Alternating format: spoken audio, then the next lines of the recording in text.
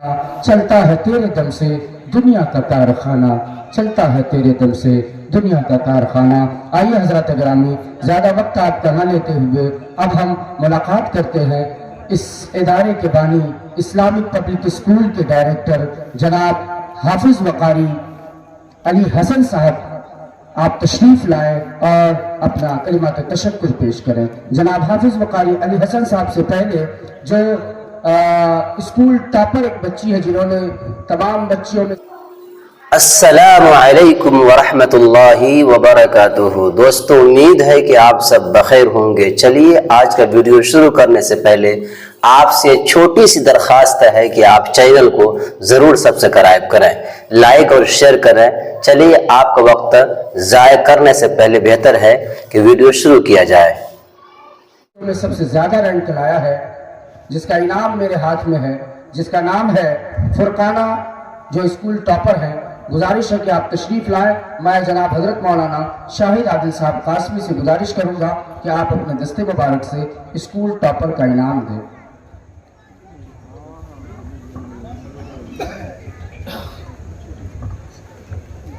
فرقانہ، آپ جہاں کہیں بھی ہیں اسٹیج پر آ رہی ہے۔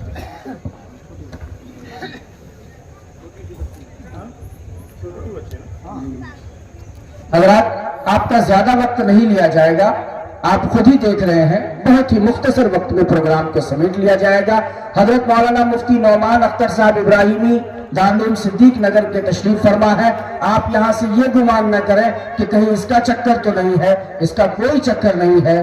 آپ تشریف رکھیں، انشاءاللہ تعلیمی بیداری کے عنوان سے مختلف باتیں ہوں گی۔ لیجئے حضرت مولانا شاہد عادل صاحب قاسمی کے دستے مبارک سے اسکول ٹاپر کا ٹرافی، اسکول ٹاپر کا انعام فرقانہ کے ہاتھ میں۔ السلام علیکم ورحمۃ اللہ وبرکاتہ۔ نحمده ونصلي على رسوله الكريم، اما بعد فاعوذ باللہ من الشیطان الرجیم، بسم اللہ الرحمن الرحیم۔ ومن احسن قوما دعا الى اللہ وعمل صالحا وقال اننی من المسلمین، صدق اللہ العظیم۔ صدر محترم، معزز علماء کرام و مہمانان اعزام، مائک کے قریب۔ سالانہ اجلاس کے اس موقع پر میں اللہ کا شکریہ ادا کرنے کے بعد آئے ہوئے تمام مہمانوں کا، خصوصاً صدر محترم، معزز علماء کرام اور دیگر لوگوں کا شکریہ ادا کرتے ہوئے دل کی گہرائیوں سے آپ تمام کا استقبال کرتا ہوں۔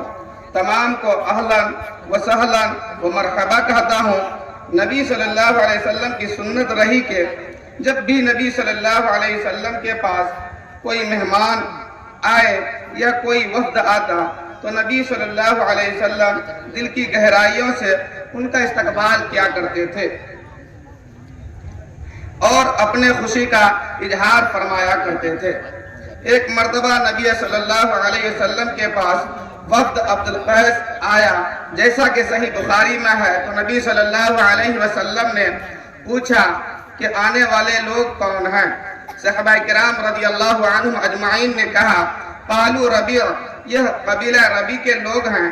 تو نبی صلی اللہ علیہ وسلم نے اس وقت استقبالیہ جو الفاظ فرمایا، آپ صلی اللہ علیہ وسلم نے فرمایا، مرحبا بالقول قومی غیر خزائی ولا ندام، قوم کو مبارکباد ہو، ان کا یہاں آنا بہتر ہو، ان کے لیے یہاں کوئی ندامت کی بات نہیں ہے، ان کے لیے یہاں کوئی پریشانی کی بات نہیں ہے۔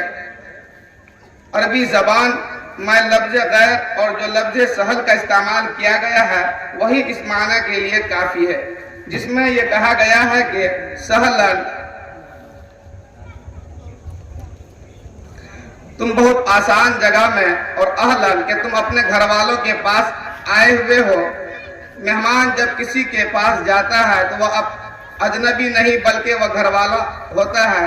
اسی طریقے سے میں آپ کو اپنے گھر والوں میں شامل کرتے ہوئے، اہل میں شامل کرتے ہوئے اس اسٹیج پر اور ہمارے ادارے میں دل کے گہرائیوں سے آپ کا استقبال کرتا ہوں۔ اسی طرح آپ صلی اللہ علیہ وسلم جب مکہ گئے، ام ہانی رضی اللہ تعالی عنہا جب نبی صلی اللہ علیہ وسلم کے پاس آئی تو نبی صلی اللہ علیہ وسلم ام ہانی کے استقبال میں فرمایا، مرحبا ام ہانی، اے ام ہانی تمہارا آنا مبارک ہو، तुम्हारा आना बरकत वाला हो, तुम्हारा आना खुश हो। इस तरह के अल्फाज नबी सल्लल्लाहु अलैहि वसल्लम वफूद के लिए और मेहमानों के लिए कहा करते थे।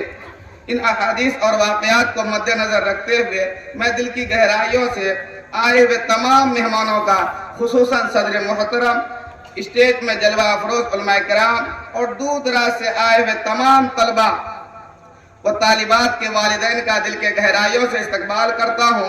अल्लाह ताला आपके आने को कबूल फरमाए और आपके बैठने को कबूल फरमाए और अल्लाह ताला इस ज़ख़ीरे आखिरत बनाए। आमीन। वमा अलैना इल्लल बलाग। अस्सलामु अलैकुम व रहमतुल्लाहि व बरकातुहू। माशा